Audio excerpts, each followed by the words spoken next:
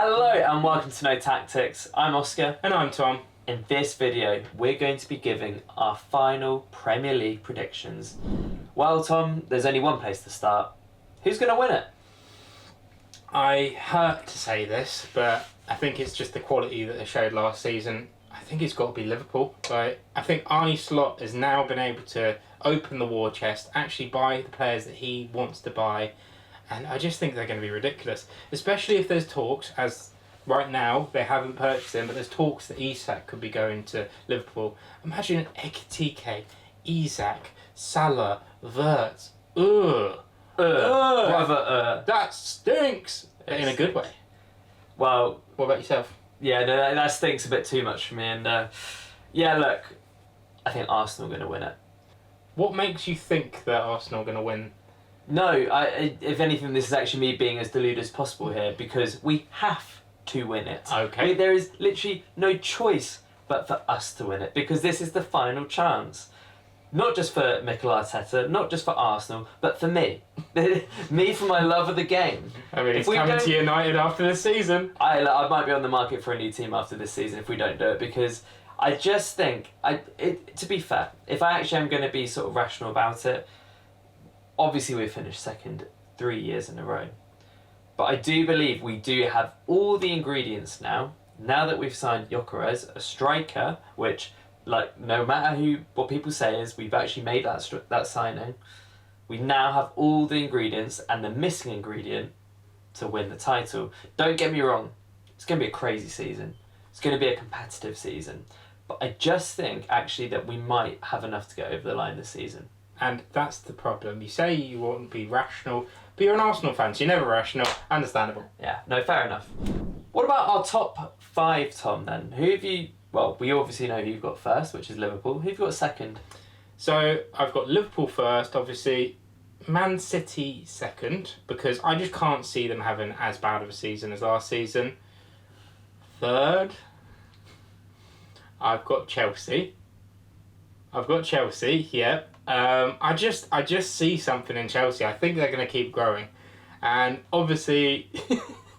You're probably upset with me putting Chelsea before you guys, but I think Arsenal are fourth, definitely. I think Arsenal definitely are going to be in the top four. And then, who's going to be fifth? I think that fifth is up for grabs. I think anyone could get fifth. And that is why I put Man United in fifth. Just because, just imagine it. And you called me deluded. Imagine it. Imagine this season, fifth, Man United. You need to quit imagining and get real, mate. Wake up, all right? You have not woken up since that Europa League final, yeah? Yeah. I've been sleeping. Lock in, smell the coffee. I'd be baffled if United get Champions League. For me, my top five. Second, Liverpool. They might just miss out. I don't know. Third, I'm probably gonna have to back City. Yeah.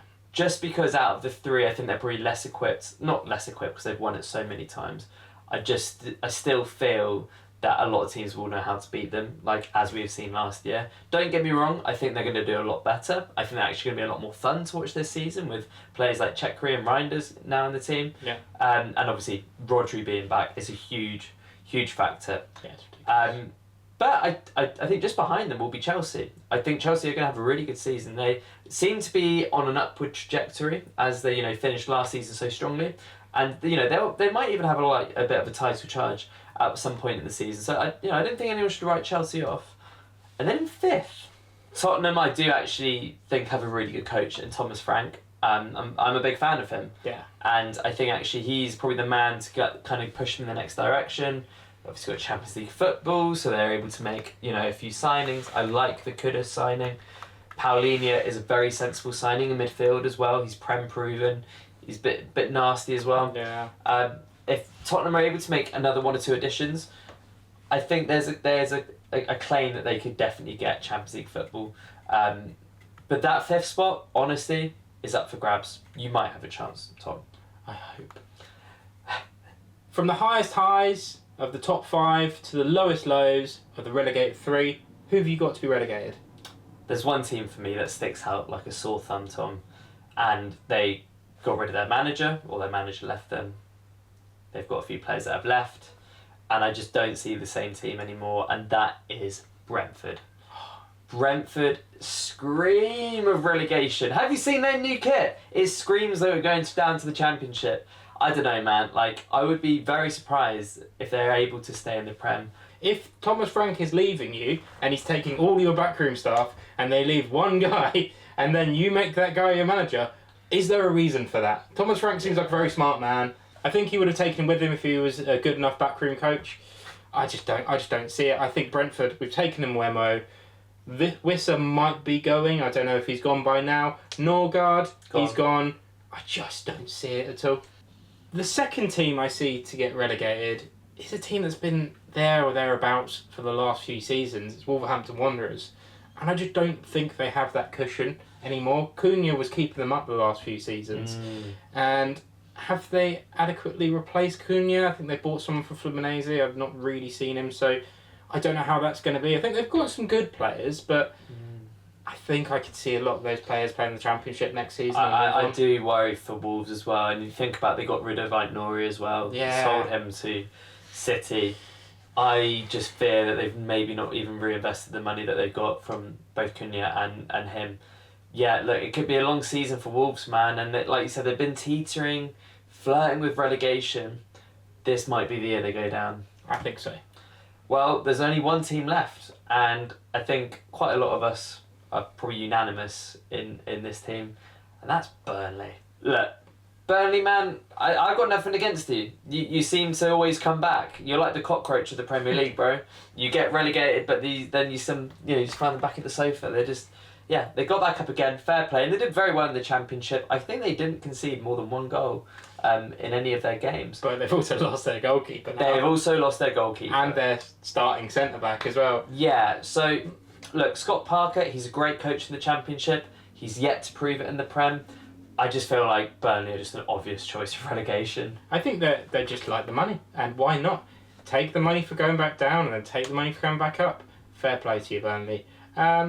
Enjoy the Premier League, I hope. Have a good few days out. Yeah, you might win a game. And we'll see you in 2027. You'll probably beat United. Tom, let's go for Golden Boot. I think it's going to be Mohamed Victor Salah. Yokeres. Wow. Right. Okay. Well, I'll go with Mohamed Salah. Mohamed Salah obviously won it last season. He was the best player in the Premier League. He only gets better with age. He's like a fine wine. And they're adding more firepower to his team and they're adding better players to his team. So obviously he's going to carry on. Have you seen the shape of the guy? I think then there's only one obvious candidate, and that is Big Earl, Erling Haaland. Yeah, I mean, look, for his last season standards, I think he probably was quite disappointed with his output last season, even though he still got quite a few goals. So if he can replicate that and then just a bit more, he's definitely going to be in the conversation once again. And obviously City are going to have a better season than they did last season. So he'll be there or thereabouts, I'm sure. Yeah, I think it's definitely a toss-up between the two of them. Maybe if Isak goes to Liverpool, there's a chance, but we'll see. So lastly, let's go through the Player of the Year. I'm not going to talk too much about it because you're probably going to get sick of me talking about him. But Mohamed Salah is going to win the Player of the Year unless Bruno Fernandes does an absolute monstrous performance. And keeps you up again from relegation. Come on, 17th. Saka? I'm actually just trying to speak this into existence, and I'm hoping that eventually I will be right, and then I'm going to look really good with all these suggestions. So I'm just going to double down on it and just bank on us this year doing it. Well, that has been our season predictions. Let us know in the comments below if you disagree. Probably. Most likely. Or if you agree. Probably not. Definitely not. I've been Oscar. And I've been Tom. We've been No Tactics. Thank you very much. Goodbye.